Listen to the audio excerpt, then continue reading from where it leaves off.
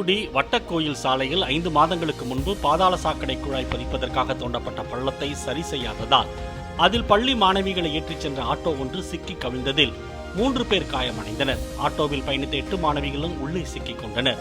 அந்த பகுதியை சேர்ந்தவர்கள் விரைந்து செயல்பட்டு மாணவிகளை மீட்டனர்.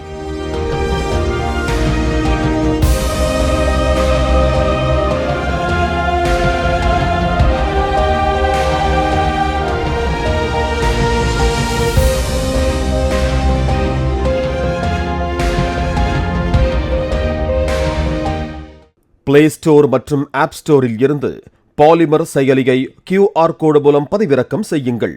செய்திகளை உடனுக்குடன் பெறுங்கள்.